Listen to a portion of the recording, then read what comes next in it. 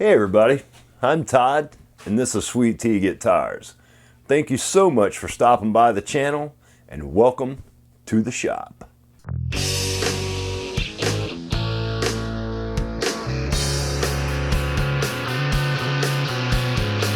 Alright you guys, so in the last video we got the body blank glued up, we got the neck blank glued up, we got the body surface cleaned up, the side that's getting the top glued to it. We got that cleaned up, it's pretty much ready to go. We got our top set glued up. I've got it right here. All I've done was taken this out of clamp. And before I get into this video, I would really like to thank Ben Crow at Crimson Guitars for all the shout outs he's given me during the live streams over the past few weeks. He's my YouTube mentor, I guess you would say. He is the master luthier that I look to when I feel like I need to learn something new, or when I just want to go back through and refresh myself on how to do something. He's just the guy I chose, a few years ago to try and educate myself on how to do some of these things. I just wanted to take a minute and tell you guys, where I picked up some of the knowledge that I've gained over these past few years. If I could figure out how to articulate to you guys what guitar building means to me at this point in my life, I hope my passion for this comes through on my videos. I want you guys to pick up whatever you can from me, and I hope that that's whatever you need to start building guitars. I want to grow my channel so I can spread my message, And my message is one of, and you guys already know this, but my message is one of peace and love. I say it at the end of every video because that's how I feel about this. All right, so I'm going to pan down for a minute and let you guys check out this top set. All I did just now was screw this board down so I've got something to hold me. I just want to scrape this glue off.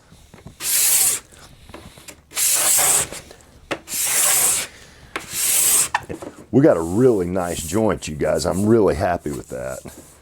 Let's get out my flatboard sander. Let's clamp this to the table, just like that. And I don't want to use too much pressure on this anyway. Let's check this with our straight edge. And all I'm really looking for at this point is to make sure I don't have any obvious gaps here, and I don't. All is well. We're now ready to glue this to a guitar body. This is the side that's getting the glue, and I've already sanded this, so everything's nice and flat. We've checked it with a straight edge already. We did that in the last video. What we're going to do is take our center finding ruler. Instead of using this whole board as the indicator, I want to make certain that I am in the dead center of the canary between these two curly ash veneer stripes. So I'm going to take my 0.9 pencil and I'm going to mark that 0. There's our center line. And all this is going to do is give us an alignment point to make sure we get our top glued on properly. We're going to take our square, mark these edges. So you can see I've got a center line drawn down in there. I've got one drawn on that end as well. Now what I need to do, I'm just going to mark this on the joint if I can find the joint. Okay.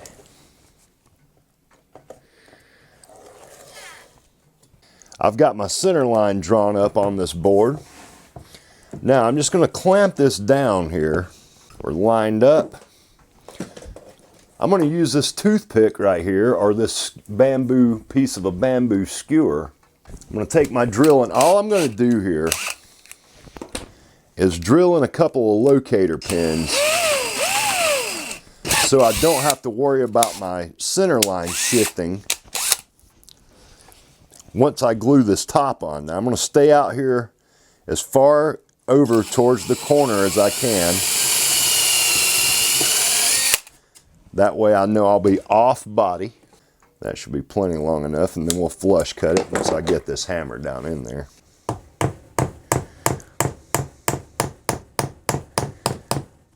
right, we're good. Check and make sure I didn't move anything. I didn't.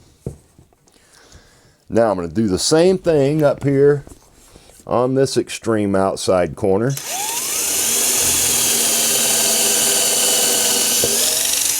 Just like so. We're good. Let me grab my flush cut nippers. Good. I'll pop these clamps off now. And we've got some locator pins on our top, so we don't have to worry about any slipping and sliding when we start putting glue on this. I want to make sure that my top is completely clean. Let's spread some glue out.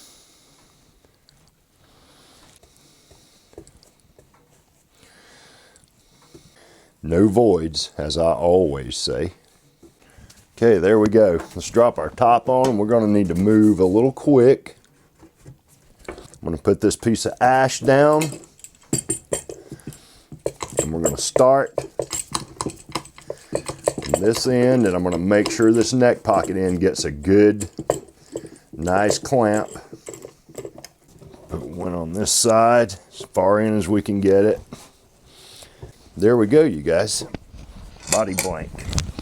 One of the reasons why I want to be so careful when you're gluing a top on, leaving an area that's got a dip in it or not getting a good solid contact when you go to clamp your top on, it creates ultimately what will be a small chamber or an air bubble under that top, between the top and the body. It can cause you some weird ghost frequencies to happen. If you leave voids in glue, if your top's not nice and solidly glued to the top of your body, you can get what is known as a sympathetic frequency. That will translate through the body into the pickup screws. It will absolutely pick that up. You don't want it. So avoid the void is what I'm really trying to say. Now what we need to do, we need to mark up the center line on this neck blank. Mark up the center line, draw the center line down, and then we'll start measuring out for our truss rod. Now I'm using a heel adjusting spoke wheel truss rod on this guitar. So I hope you guys are cool with that. This is my preferred truss rod. So let's mark out our center line on this neck. But what we need to do before we do that is let's figure out which end we want our headstock to be on. This is a Maximum Guitar Works fit-all neck template that I got from my buddy Steve at Maximum Guitar Works in Colorado. This is a 25.5-inch scale neck, which Telecasters are a 25.5-inch scale, so this is what we're going to use. So we got to figure out where we want, which end of this we want our headstock on. We got some of that Padauk grain running this way, which this will be our heel end. And we've got our grain run out is what that's called.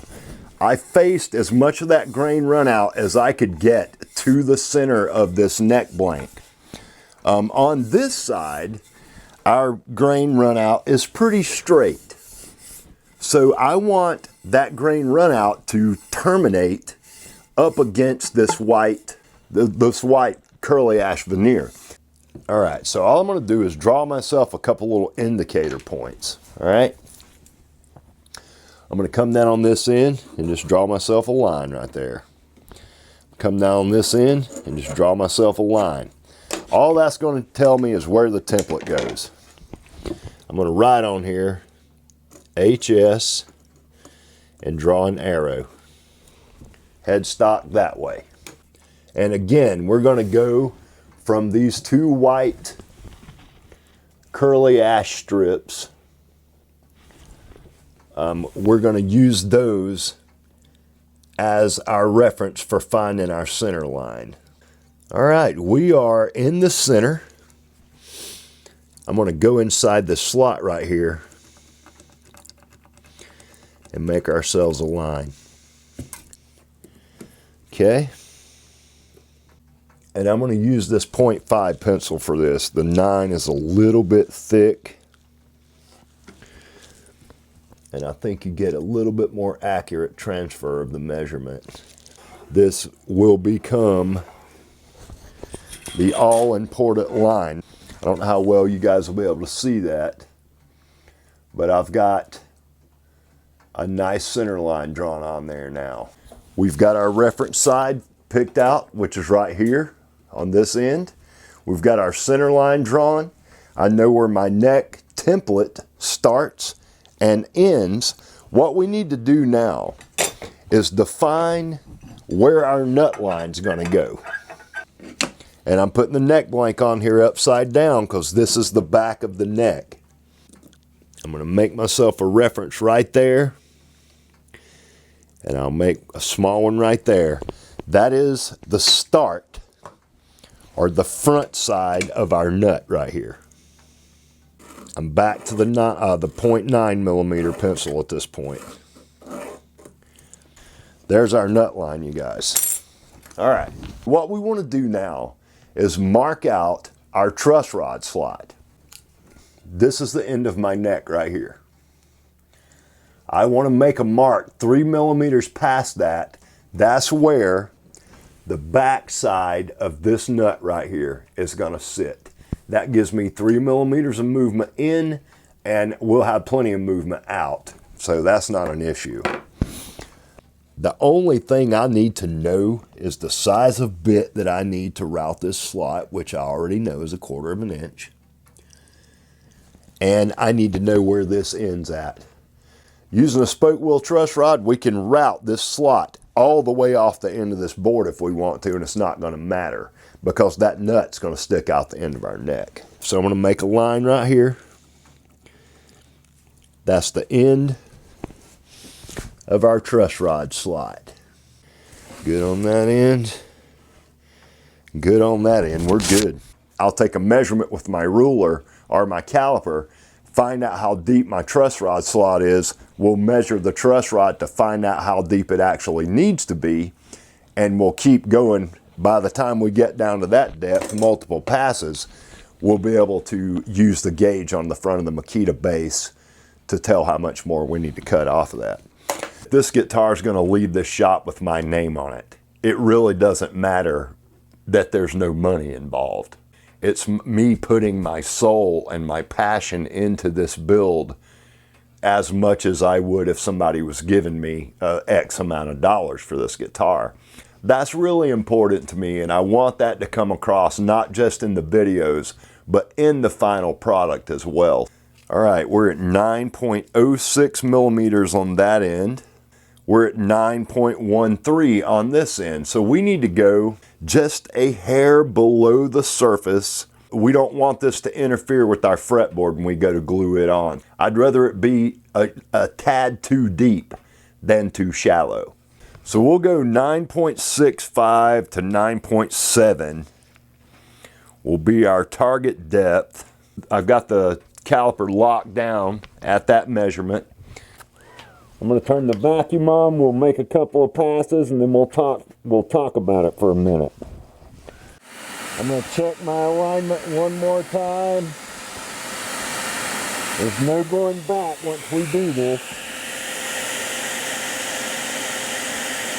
That looks good.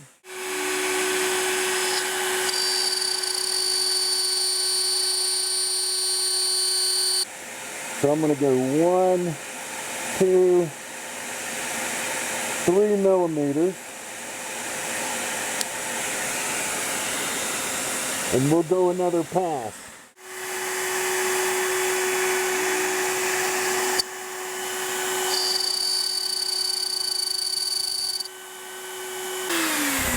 All right, there's pass number 2.